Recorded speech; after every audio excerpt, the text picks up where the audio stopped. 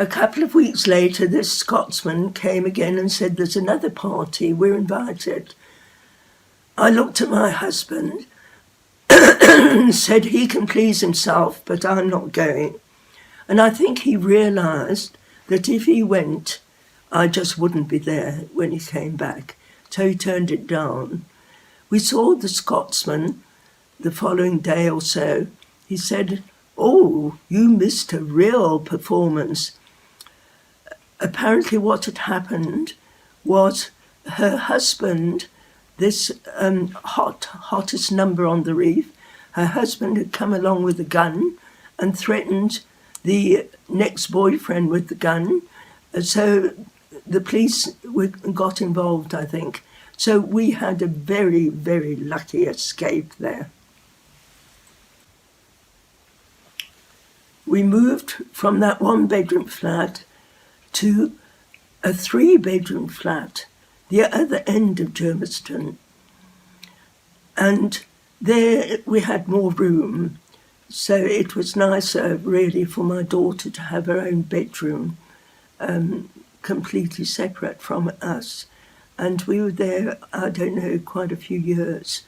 But during that time, through these people, my husband's best friend, etc., and other people we knew, we were now invited to go for Christmas to somebody who lived down the road in one of the mine houses.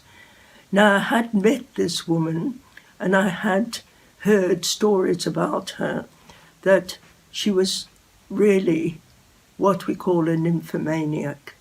It wasn't a case of wanting another man, it was a case of different men. She had been seen with men climbing up the outside stairs to her flat in Germiston before she moved to the mine house. I was there one day with my husband at a drinking session at Sunday lunchtime when the waiter had said to her, oh, how's it going? You know, he knew her so well and referred to seeing somebody climbing this stairway to her flat. So now we were going to her house at Christmas. Obviously, she wasn't my favourite person.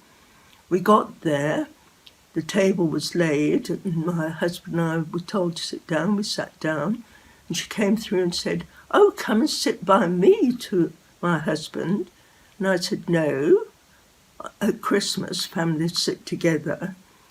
Well, during the day, I noticed my husband disappeared and she disappeared, and then his best friend came into the room with a very strange expression on his face.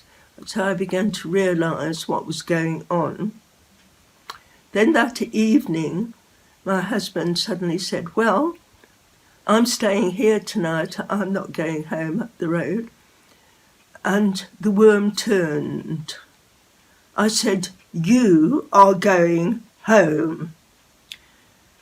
This lady was pretending to be asleep now. It's evening, she's tired. Her eyes shot open. So now we're leaving. She got my husband in a clinch.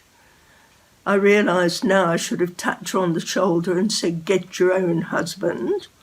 But I didn't. Anyway, we went home. I never found out if, when I wasn't around, he visited her. I'm not in the least bothered, obviously.